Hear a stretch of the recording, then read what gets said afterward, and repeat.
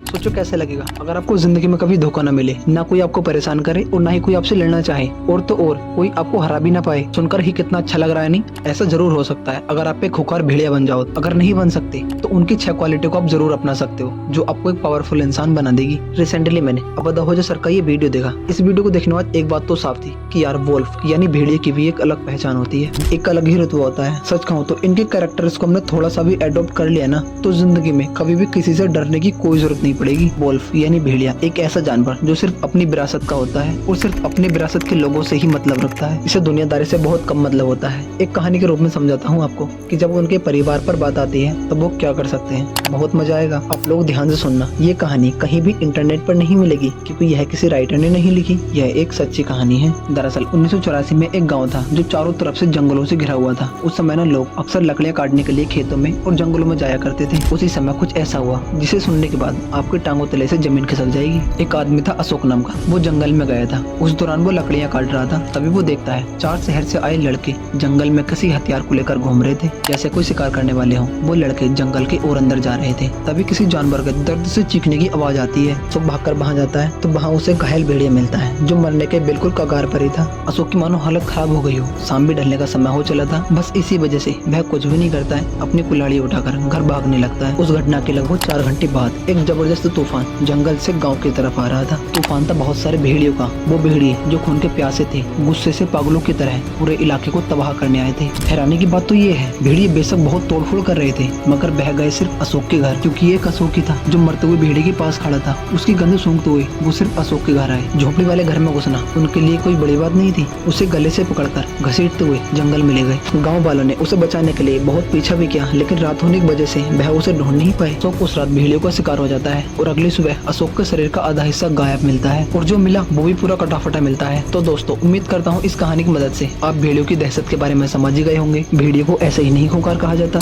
अगर इनकी क्वालिटीज को हम सीखना शुरू कर देना तो जिंदगी में कभी धोखा नहीं मिलेगा, ना कोई परेशान करेगा और ना ही कोई लड़ना चाहेगा, और तो और आपको कोई हरा भी नहीं पाएगा। तो चलो दोस्तों आज इस वीडियो में भेड़ियों के 5 पावरफुल कैरेक्टर्स के बारे में जानते हैं जिसका हमारे लिए सीखना बहुत जरूरी है। Character number 1, they are fighters of worst circumstances, मतलब वे सबसे खराब परिस्थिति में लड़ने वाले योद्धा हैं। इंसानों को अगर भेड़ियों से कुछ सीखने की जरूरत है तो वह उनका मेंटालिटी लेवल। शायद तुम सोच भी नहीं सकते कि भेड़िया किस लेवल तक मेंटल प्रेशर को हैंडल कर सकता है। सबसे बड़ी बात यह है दोस्त, हम इंसानों में क्या है ना, हम अपने हिसाब से जिंदगी जीना चाहते हैं, जरा सा भी एडजस्ट नहीं करना चाहते, जबकि भेड़िए ऐसे नहीं होते। हम इंसानों को हल्की चोट लग जाएगी या हल्का कुछ हो जाएगा तो हम हार मान लेते हैं और स्ट्रगल्स को कभी दोनों हाथों से एक्सेप्ट ही नहीं करते। जबकि जो भेड़िए होते हैं ना वो ऐसे होते हैं, उन्हें कैसे भी कंडीशन में डाल दो उन्हें बहुत ज्यादा फर्क नहीं पड़ेगा, क्योंकि उन्हें रहना आ जाएगा, उन चीजों से लड़ना आ जाएगा और हर परिस्थिति को जीतना जानते हैं। Character number 2, leave your mark. भेड़िए की सबसे खास बात यह होती है कि वो कुछ तो ऐसा करके जाता है जो जमाना याद रखता है। उनका खुद का जो झुंड है वो हमेशा याद रखता है, चाहे वो शिकार के दौरान जबरदस्त लड़ाइयों में शहीद ही क्यों ना हो जाए या बुरी तरह घायल ही क्यों ना हो जाए, वो कुछ तो ऐसा जरूर करके जाएगा जिससे बाकी भेड़ियों को पता चल सके हम इंसान शायद इस चीज में काफी पीछे हैं। बहुत सारे लोगों ने ऐसा करके दिखाया है, लेकिन कितनी तादाद है,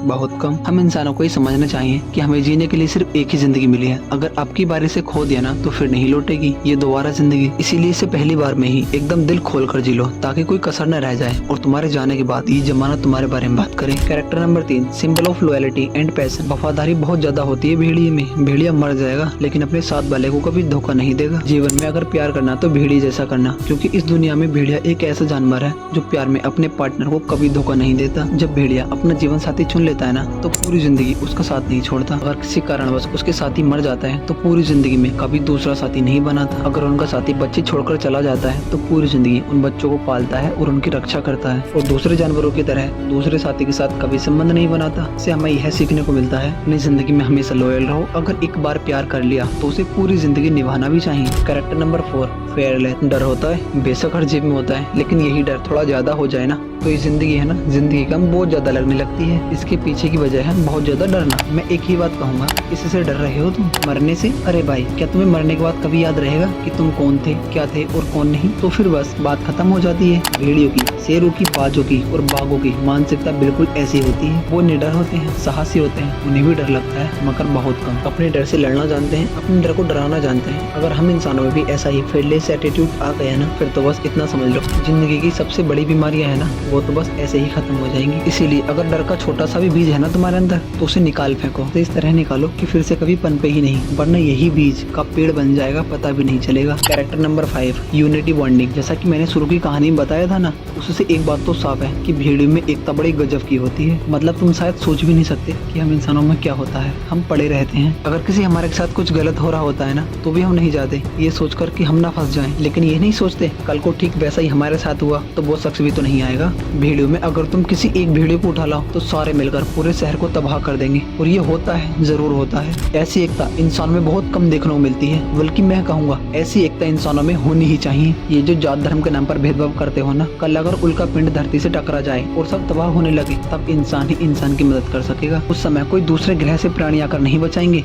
इसीलिए एकता तो समाज में होनी ही चाहिए, और ये हमें भेड़ियों से सीखने की जरूरत है। कुछ लोग इतना भी नहीं कर पाएंगे, लेकिन मुझे उम्मीद है इस वीडियो के बाद बहुत सारे लोग करके दिखाएंगे, बन के दिखाएंगे।